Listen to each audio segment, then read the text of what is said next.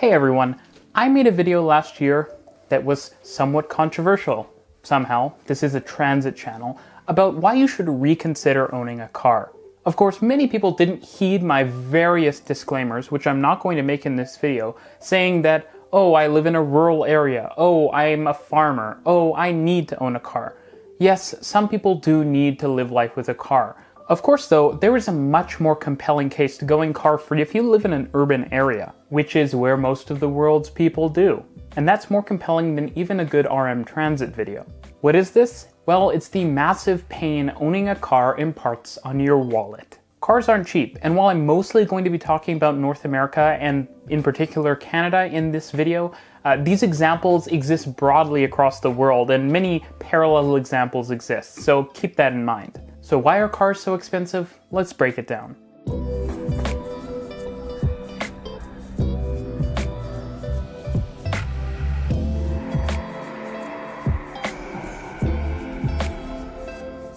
If you have a car, well, you need to have a car, which means that you probably own a car. And of course, that is where the pain of having a car in your possession, car possessionship, begins. Now, to be clear, many people do lease cars, at least in North America. But if you lease a car, you're confronted with a pretty big problem, which is that you're not supposed to drive your car over a certain amount. So literally the reason you are leasing the vehicle is being held back from you because car companies want to resell leased vehicles as certified pre-owned after a few years, and the value will be much lower if there's too many kilometers or miles on it. Of course, it's also not your car if you're leasing, which means that if you damage the car, things can get pretty ugly. On the other hand, many people want to buy their car, and if you must buy a car, buy a used car and buy a reliable car, probably something from Japan, maybe something from Europe, but probably something from Japan, something old and used. If you must buy a car, that is the way you should buy a car. Buying a new car with cash, as some people do, is a very bad idea because the second you drive it off the lot, as most people know, the value goes down in a big way. So you've lost a ton of money. Now there is another option, which is financing your car, which is somehow an even worse option. Debt is something you generally want to avoid in life. And while for some people car ownership is a necessity, there are many places, particularly in North America, where transit just isn't an option for people. But car loans are incredibly predatory, so be very careful. Despite cars costing nowhere near as much as homes on average, car loans can these days go up to 8 years long, which is a very long time to be paying what is often a comparatively small price. That is, presuming people are being reasonable about the cars they're buying, but unfortunately car loans enable people to buy things far more expensive than what would traditionally be considered affordable. Of course, since car loan interest rates are often very high, you'll be paying through the nose for the inconvenience and expense of car ownership. There's also a very big risk you have when financing a new car, which is that if you potentially drive your car off the lot and then total it, well, now you owe the bank more money than your car is worth. Why is that? Well, as I just said, your car rapidly depreciates in value the second you put basically any kilometers on it. And what that means is that now you owe the bank the full value of a car, but the car you own is not worth nearly that much, which means that even if you were to get your car replaced by the insurance company and to go sell it, you would still be far short of the money you need to pay back the bank, which is part of why I say car loans are a very dangerous thing. So once you have a car, you've either parted with a ton of money or you're going to be paying likely several $100s a month. If you're not, you probably took a long-term car loan, in which case that's even worse because you're paying a ton of interest. And now comes the next big problem with a car you own. You're going to want to avoid driving it. Why? It's something I've seen time and time again.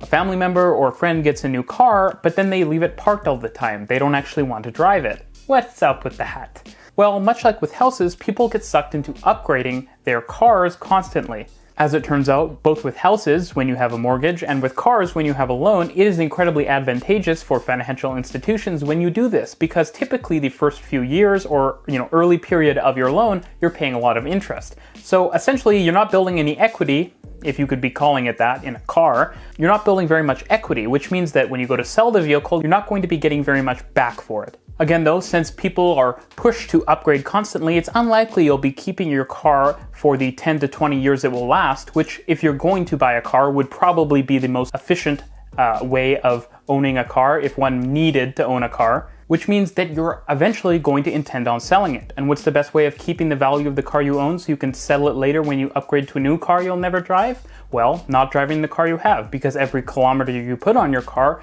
is less money you'll get when you sell it. And even worse, every kilometer you drive your car is another risk of an accident, another risk of it getting damaged by a rock, another risk of a blown tire or damaged wheel or any other variety of things that will end up costing you more money. All of this means that you're sort of in direct conflict with your car. You own the car, and the most value you can get out of the car once you've made the car payments and once you've paid for the car is to drive it as much as possible. That's why taxis, for example, are often fairly efficient uses of money because those cars get driven into the ground. When you own a car, though, you're directly incentivized not to drive it because it costs a lot to drive it and because it lowers the vehicle's value. At the same time, the most value you can get out of your car is by using it as much as possible since you already had to pay for it. So it's kind of a strange situation. This is something you don't have to really worry about when you're just riding the bus. Of course, all of this sucks even more if you have a luxury car, which is the thing that everyone wants to get today because since you can't afford a house in Canada, well, lots of people can't afford a car with the money that they would have otherwise used for a down payment. And so the number of BMWs and Audis and Mercedes-Benz and Teslas you see on the road is crazy. But what does it mean if your car costs even more? Well, it's going to depreciate even faster, and you're going to be even more incentivized not to drive it. And think about that. A luxury car is literally only of value to you in a way that's different from a traditional car if you get to drive it, because that's when you get to experience the luxury. Driving a car in the city is not luxurious. It is a pain. I had to do it for years, and I do not wish it on anyone. That means in any case, the best financial decision you can make after spending tons of money on a car is to leave it parked. Of course, once you get to actually using that car you have, the problems only get worse. The first problem you have is powering the car. If you have an electric car, then you actually are doing pretty well, since electricity is a lot less expensive than fuel in much of the world. The problem, though, is that electric cars are still a bit of an early adopter thing. They'll improve for sure in the future, but you still have to pay to charge them. And if you have a regular car, as the vast majority of the world does, you have to pay to fuel it. Of course, the more you drive your car, much like with other things, the more the fuel is going to cost you. And I think that if you're a regular car commuter in Canada and you're commuting a decent distance, you live in a major urban area, you could easily spend $100 a month in gas. Easily. That's not considering if you're making weekend trips or if you're constantly going down to the mall to shop for stuff to fill up the back of your giant SUV. Of course, SUVs now are the default vehicle, not the small Honda Civics of yesteryear, which means you're paying even more because your car is large and you have to push that car around somehow with a bigger engine. Of course, as transit and city enthusiasts, we have to hope, and frankly, if you're an enthusiast about still having a habitable planet, you have to hope that there are more carbon taxes, fuel surcharges, and congestion charges in the future too. And what that means is that fuel and driving will only become more expensive. Of course, there's also insurance. Now, the cost of insurance is highly variable, but some friends of mine in their early to mid-20s pay about $300 in the city of Toronto, where I live, for a pretty average car. Of course, you could pay less if you're willing to give the insurance company a ton of your personal information, and if you don't live in an urban area, where you probably do live.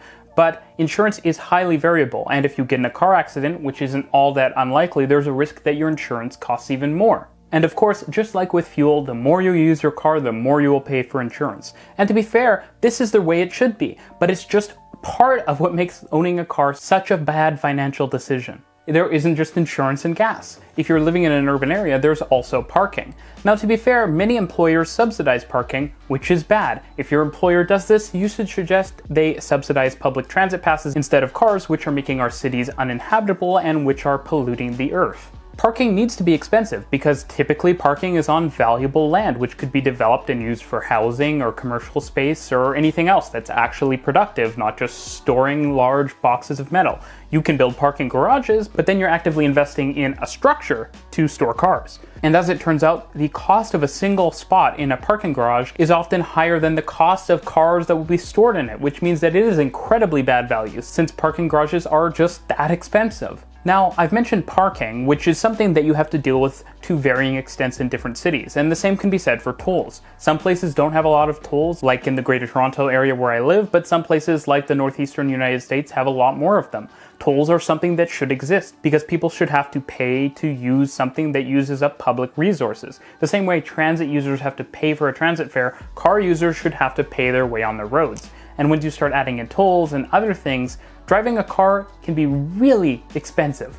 Of all the things I've talked about now, we have hundreds, probably $500 to $700 of expenses you have to consider just every month if you're owning a car. That's not to mention things like maintenance and cleaning, which can cost a ton of money over time. And cars aren't even often that convenient. When I take the subway to the mall, I can walk right into the mall. If I take a car to the mall, well, I have to worry about getting to the mall, which requires me to think and me to drive down the street. I have to find the right place to park. I have to find a space in the parking lot. If it's a good mall, there's likely not many spaces. Once I've worried about where I'm going to park my car, I have to worry about the people next to me potentially running into my car and scratching it, and then having to get into potentially an argument with the people next to me. Of course, driving to the mall, you also have to worry about whether you'll get into a deadly car accident. Cars are not great for those sort of casual trips. When I'm done seeing a movie at the mall, I can just get back on the subway and go home. If you have a car, you have to get in your car and hey, what if you're out of gas? Now you have to drive to the gas station and deal with all kinds of other stress and overhead mental tasks that just don't exist for transit users. Now, of course, the response I usually get when I talk to friends or family about this is, easy for you to say you rent a downtown apartment, or how am I ever going to get groceries or buy IKEA furniture if I don't have my own car? Well, the truth about the latter point is that good urban areas tend to have good urban grocery stores, and if you reconsider the way you purchase groceries, making smaller, more regular trips, you can learn that it's actually more convenient to shop for groceries that way. Car share is also a great option, and the channel Not Just Bikes has really good videos on both of these topics that came to mind when I was writing the script for this video. The big point I've saved though is the living downtown point. This isn't universally true, but in many cities, if you're renting out in the suburbs and paying for a car, it's totally possible that if you were to dump your car and dump hundreds of dollars of costs with it, you could afford to live downtown and possibly even save money. If you're willing to live on the sort of shoulders of the downtown, where you still have good transit access and the other amenities of downtown, but maybe not the shortest possible commute, well, you could save even more money and maybe save for a few months and get a bike, and then you have another transport option. Convenient. The options truly abound.